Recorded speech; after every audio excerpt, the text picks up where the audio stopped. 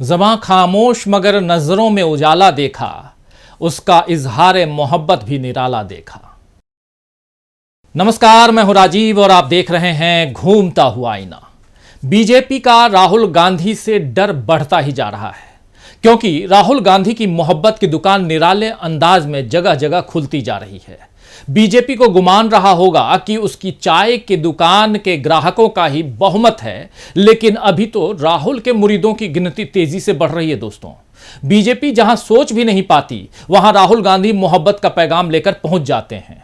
पिछले हफ्ते तो 2 दिन राहुल गांधी ने एक ऐसी जगह पर बिताए जहां प्यार, सद्भाव और बराबरी की अमृत धारा बहती है। बिल्कुल आप सही समझ रहे हैं, मैं अमृतसर की बात कर रहा हूं। अमृतसर के स्वर्ण मंदिर में राहुल गांधी ने 2 दिन सेवादारी की और इसमें सब्जी काटने से लेकर बर्तन धोने तक, पानी पिलाने से लेकर जूते उठाने तक सारे कामों को पूरे सेवा भाव से राहुल गांधी ने किया है।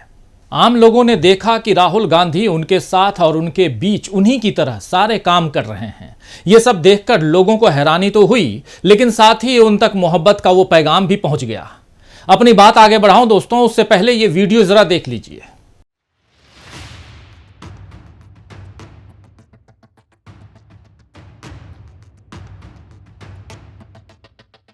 राहुल गांधी की ये यात्रा पूरी तरह निजी और आध्यात्मिक थी, लेकिन इसका सियासी संदेश दूर तक और देर तक सुनाई देगा, यह तय है। पंजाब की सत्ता से जनता ने कांग्रेस को हटाकर आम आदमी पार्टी को बिठा दिया था। हालांकि अब आम आदमी पार्टी भी उसी इंडिया गठबंधन का हिस्सा है जिसमें कांग्रेस की और खासकर राहुल गांधी की अहम भूमिका हो रही है, या कहें तो हो गई है। इंडिया का तमाम नेता राहुल गांधी को अपना फेवरेट बता रहे हैं और राहुल गांधी के इस बढ़ते कद से अब बीजेपी ऐसा घबरा गई है कि उसने राहुल को रावण के रूप में दिखाते हुए एक पोस्टर ही जारी कर दिया है। दरअसल चुनावी मौसम में पोस्टर वार बहुत आम चीज है दोस्तों, और बीजेपी ने तो पिछले 10 सालों से राहुल की छवि को बिगाड़ने का काम किया ही है। लेकिन इस बार राहुल गांधी को जिस तरह बीजेपी ने टारगेट किया है, और उसमें भी जानकार कह रहे हैं कि बीजेपी ने अपने लिए ही गड्ढा खोद लिया है। जिस दांव के कारण कांग्रेस को गुजरात में करारी शिकस्त मिली थी, उसी दांव बीजेपी ने चलने की बड़ी भूल कर दी है, और जिसका फायदा कांग्रेस को मिलेगा और बीजेपी हाथ मलती रह जाएगी। बीजेपी ने अपने लिए परेशानियां खुद ही बढ़ा ली हैं।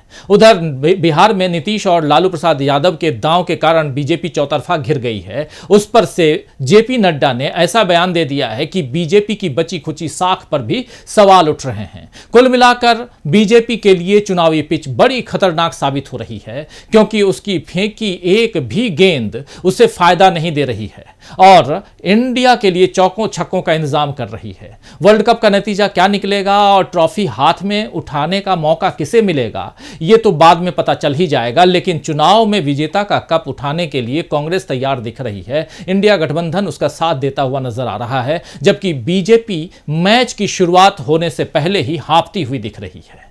तो आइए दोस्तों, आज आईने की नजर से पड़ताल करेंगे कि राहुल गांधी के कारण इंडिया को मिल रही है चुनावी बढ़त।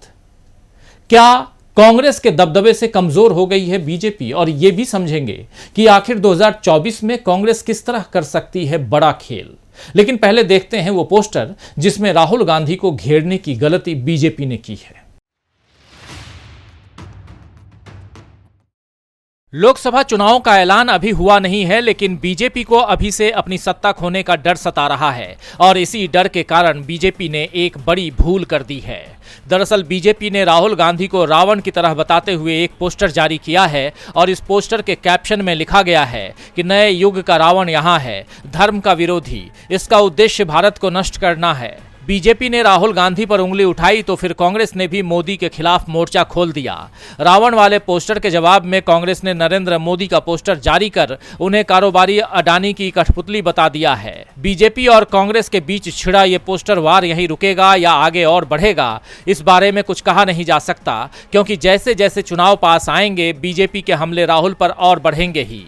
वैसे रावण वाले पोस्टर पर प्रियंका गांधी ने मोदी को याद दिलाया है कि उन्होंने वादे किस तरह के किए थे और अब काम किस तरह के हो रहे हैं। प्रियंका ने ट्वीट किया, सर्वश्री नरेंद्र मोदी जी एवं श्री जेपी नड्डा जी, आप राजनीति और बहस मुबाहसे को गिरावट की कौन सी मंजिल तक ले जाना चाहते हैं?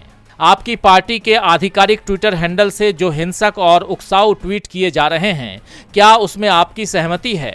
ज़्यादा समय नहीं बीता, आपने शुचिता की कसम खाई थी, क्या वादों की तरह कस्में भी भूल गए? कांग्रेस के और भी बहुत से लोगों ने राहुल गांधी को रावण बताने पर बीजेपी को खरी खरी सुनाई है, लेकिन राहुल गांधी ने तो अपने ट्रोलर्स को भारत जोड़ो यात्रा के वक्त ही सटीक जवाब दे दिया था। राहुल गांधी की भारत जोड़ो यात्रा के दौरान लिए गए एक इंटरव्यू का ये हिस्सा है, जिसमें उनसे पूछा गया कि अपने ट्रोलर्स के लिए आपका कोई संदेश, तो राहुल ने मुस्कुराते हुए कहा कि जितना ज्यादा मुझे बोला जाएगा उतनी मेरी मदद होगी, तो ट्रोलर्स लगे रहें। तो रावण वाला दांव बीजेपी के लिए बेकार साबित होता दिख रहा है। वैसे बहुत से लोगों का यह भी आकलन है कि कांग्रेस मोदी को भला बुरा कहने के ऐसे ही शॉट पहले गुजरात में खेली थी और वहां मैच हार गई थी।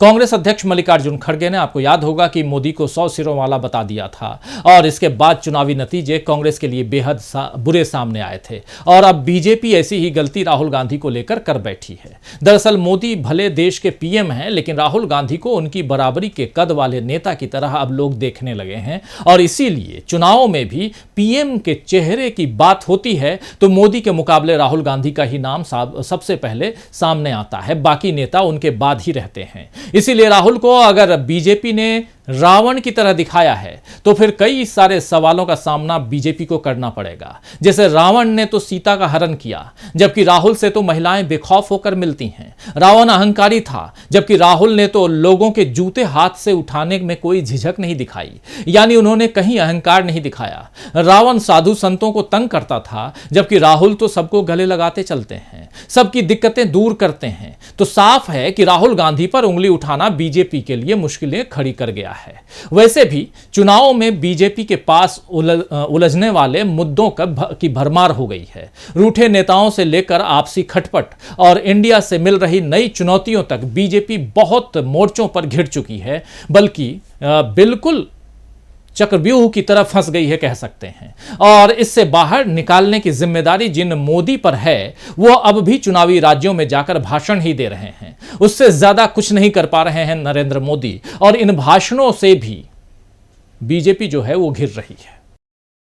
बीते मंगलवार को पीएम नरेंद्र मोदी तेलंगाना में थे, जहां उन्होंने सत्तारूढ़ बीआरएस को नीचा दिखाने के लिए कह दिया कि सीएम केसीआर एनडीए में शामिल होना चाहते थे, लेकिन हमने उन्हें मना कर दिया। मोदी ने बड़े नाटकीय तरीके से इस बात को जनता के सामने रखा और पूरी कोशिश की कि तेलंगाना के सीएम का मजाक बनकर रह जाए, लेकिन ऐसा करने के चक्कर में मोदी खुद अपना मजाक उड़वा रहे थे, क्योंकि राहुल गांधी ने सितंबर में ही कह दिया था कि बीआरएस बीजेपी की बी टीम है और अब मोदी ने खुद राहुल गांधी के इस दावे पर मुहर लगा दी है। मोदी के इस दावे पर सवाल भी उठ रहे हैं कि अगर केसीआर ने उनसे अकेले में कोई बात की भी तो उसे इस तरह पब्लिकली जाहिर करना क्या नैतिक तौर पर सही है?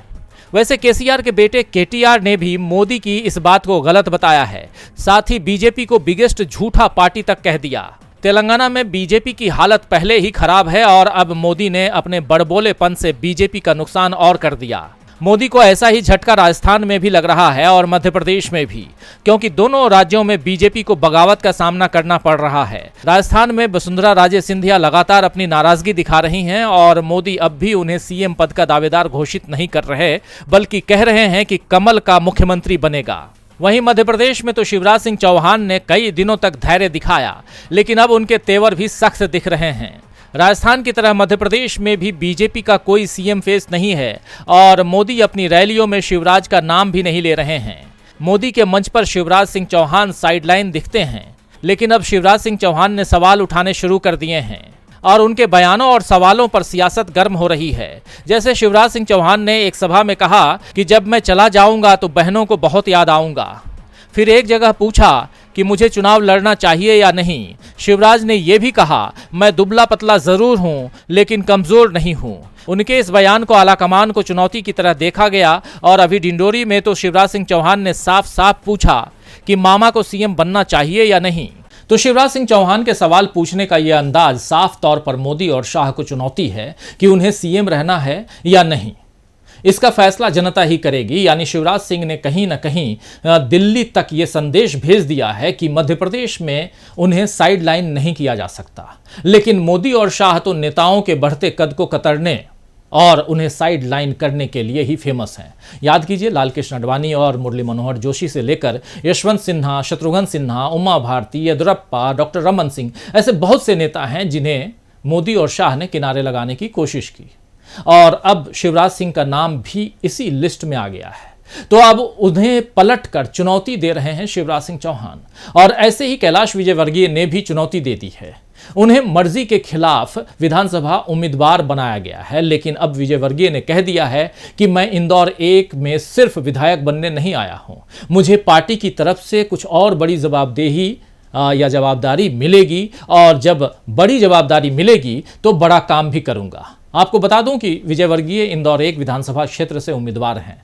खैर, मोदी को क्षेत्रीय नेताओं से चुनौती तो मिल ही रही है, इंडिया से भी मोदी के लिए बड़ी चुनौती खड़ी हो चुकी है। इंडिया के पाले में ओबीसी, अति पिछड़ा वर्ग और मुस्लिम वोट बैंक को लाने की तैयारी पूरी हो गई है। रविवार को कांग्रेस में यूपी के नेता इमरान मसूद ने फिर से वापसी कर ली। मसूद की इस वापसी का बड़ा असर यूपी में महसूस किया जा रहा है। इमरान मसूद की वापसी ऐसे समय पर हुई है जब कांग्रेस खुद को यूपी में खड़ा कर रही है। अजय राय जब से प्रदेश अध्यक्ष बने हैं तब से कांग्रेस में काफी हलचल हो रही है। अजय राय ने कहा है कि वो सभी 80 सीटों पर कांग्रेस की मजबूती का काम कर रहे हैं, और अभी इमरान मसूद की वापसी को कांग्रेस में एक उम्मीद के रूप में देख रहे हैं। जिस तरह की कोशिश कांग्रेस ने तेलंगाना में की है और उससे AIMIM परेशान है, ठीक वही कोशिश यूपी में करने की तैयारी है। इमरान मसूद उस कोशिश के लिए आगे किए जा सकते हैं, जिसकी शुरुआत सहारनपुर या देवबंद में राहुल गांधी की एक बड़ी रैली के रूप में हो सकती है। अल्पसंख्यकों को टारगेट करके की जाने वाली प्रस्तावित रैली से कांग्रेस यूपी के मतदाताओं को संदेश देना चाहती है। वहीं कांग्रेस का फोकस दलित वोटों को अपने पाले में करने पर भी है। कांग्रेस अध्यक्ष मल्लिकार्जुन खड़गे खुद दलित वर्ग से आते हैं, इसका मैसेज भी दलित वोटर्स तक जा ही चुका है। उधर बिहार में जाति सर्वे के आंकड़े आने के बाद कहा जा रहा है कि नीतीश कुमार ने ओबीसी और अति पिछड़ा वर्ग को इंडिया की तरफ करने में सफलता हासिल कर ली है। इस सर्वे से पता चला कि राज्य की कुल आबादी में से 63% ओबीसी है, जिसमें 36% अति पिछड़ा वर्ग है। एनडीए में रहते हुए नीतीश कुमार ने अगड़ी जाति, कुर्मी, अति पिछड़ा वर्ग, महादलित और पसमंदा मुस्लिम को साथ साथ लाकर चुनाव जीत लिया था। लेकिन अब बीजेपी नेता ये मानने लगे हैं कि यदि पिछड़ा वर्ग और खास तौर पर अति पिछड़ा वर्ग खुद के लिए अड़ जाते हैं, क्योंकि जाति रिपोर्ट में उनकी संख्या अधिक है, तो भाजपा के लिए कई सीटों को निकालने में मुश्किलें आएंगी। तो विधानसभा चुनाव हो या फिर अगले साल के लोकसभा चुनाव, बीजेपी को फंसाने का पूरा इंतजाम इंडिया ने कर लिया है, और इस इंडिया के नेता यानी नीतीश कुमार, ममता बनर्जी, महबूबा मुफ्ती, शरद पवार, लालू यादव, स्टालिन, ऐसे तमाम लोग राहुल गांधी की में संभावनाएं जो हैं वो देख रहे हैं। 2024 के चुनाव में मोदी बनाम राहुल का माहौल तो बीजेपी ने ही शुरू कर दिया है, और हर जगह मोदी की तुलना में राहुल को खड़ा किया जा रहा है। लेकिन अब बीजेपी को ऐसा करना बहुत भारी पड़ गया है, क्योंकि वाकई राहुल गांधी मोदी के आगे अपनी लंबी लकीर खींच चुके हैं। अगले साल तक ये लकीर और कितनी लंबी खींचती है और बीजेपी किस तरह राहुल के मुकाबले में टिकती है, ये देखने वाली बात होगी दोस्तों। खैर, शायर हनीफ अखगर ने ठीक ही फरमाया है कि इजहार पे भारी है खामोशी का तकल्लुम, इजहार पे भारी है खामोशी का तकल्लुम, हरफों की ज़बां और है आँखों की ज़बां और। तो आज के लिए बस इतना ही, फिर मिलेंगे खबरों के नए आईने के साथ। तब तक देखते रहिए DV लाइव। नमस्कार।